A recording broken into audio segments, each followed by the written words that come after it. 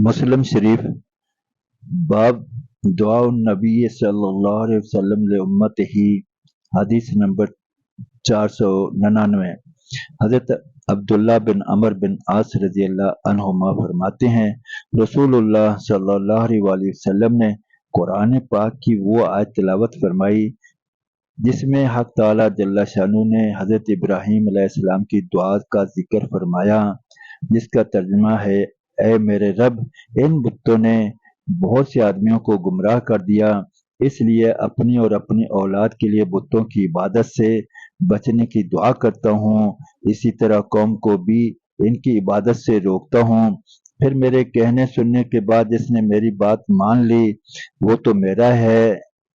اور اس کی مغفرت کا وعدہ ہے، اور جس نے میری بات نہ مانی تو اس کو آپ ہدایت فرما دیجئے، کیونکہ آپ بہت معاف کرنے والے اور بہت رحم کرنے والے ہیں۔ حضرت ابراہیم علیہ السلام کا اس دعا سے مقصد مومنین کے حق میں شفاعت کرنا اور غیر مومنین کے لیے ہدایت کی دعا مانگنا ہے۔ اور اس کے بعد رسول اللہ صلی اللہ علیہ وآلہ وسلم نے یہ آیت بھی تلاوت فرمائی جس میں حق تعالیٰ جل شانہ نے حضرت عیسیٰ علیہ السلام کی دعا کا ذکر فرمایا، جس کا ترجمہ ہے،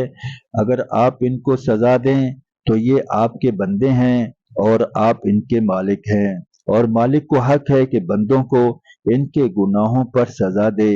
اور اگر آپ ان کو معاف فرما دیں تو آپ زبردست قدرت والے ہیں، لہذا معاف کرنے پر بھی قادر ہیں، اور حکمت والے بھی ہیں، لہذا آپ کی معافی بھی حکمت کے موافق ہوگی۔ یہ دونوں آیتیں تلاوت فرما کر رسول اللہ صلی اللہ علیہ وآلہ وسلم کو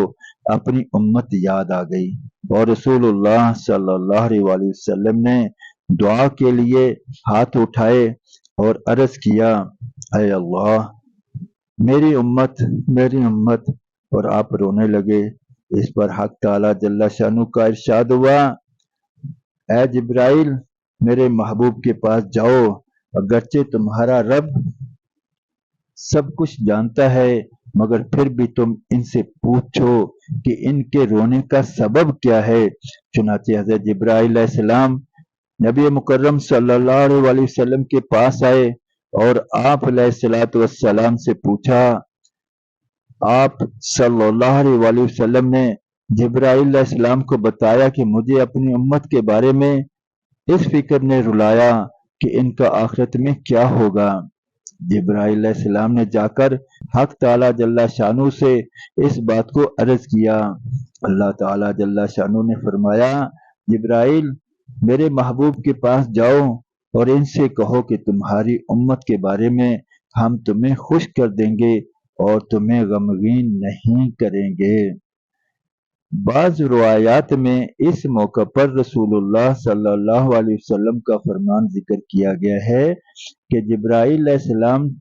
سے اللہ تعالیٰ کا یہ پیغام سن کر آپ صلی اللہ علیہ وآلہ وسلم نے فرمایا، میں تو تب مطمئن اور خوش ہوں گا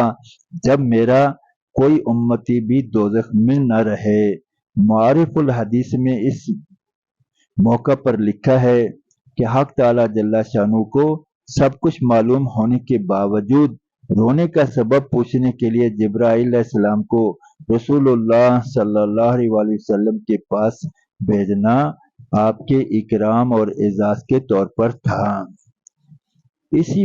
طرح ایک اور حدیث ہے جس میں ہمارے لیے بہت زیادہ خوشی کی بات ہے۔ یہ حدیث مجموع الزوائد جلد 9 صفحہ 390 پر ہے۔ حضرت عائشہ صدیقہ رضی اللہ عنہ فرماتی ہیں،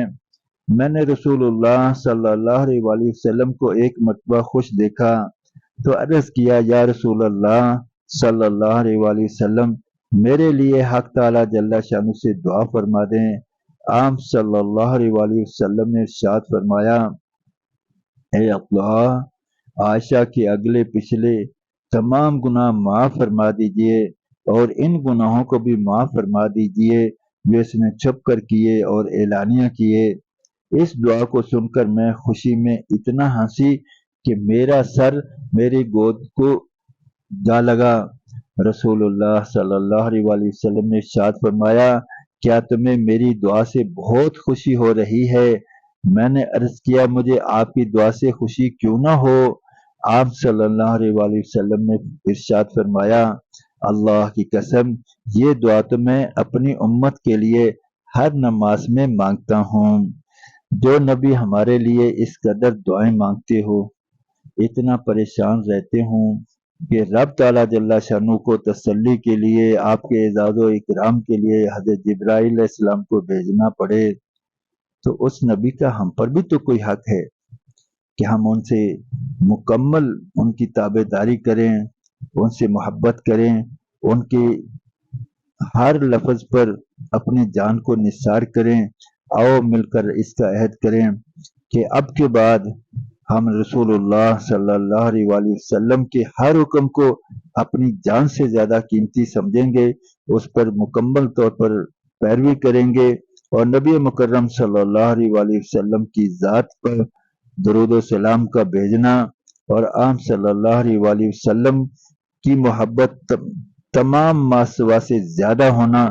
کہ جس میں اپنی جان سے زیادہ، اپنے مال سے زیادہ، اپنی اولاد سے زیادہ، اپنے آباء و اجداد سے زیادہ، اپنے کاروبار اور رہنے ٹھکانے کی جگہوں سے زیادہ ہمیں نبی مکرم صلی اللہ علیہ وآلہ وسلم سے محبت ہو جائے۔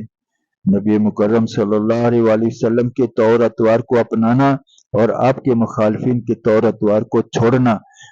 اس میں شامل ہے، اور نبی مکرم صلی اللہ علیہ وآلہ وسلم کے ارشادات کو دوسرے انسانوں تک پہنچانا بھی ہماری ذمہ داری ہے۔ اس کے لیے گزارش ہے کہ چینل کو سبسکرائب کریں، اپنے دوستوں میں اس پیغام کو شیئر کریں، لائک کریں۔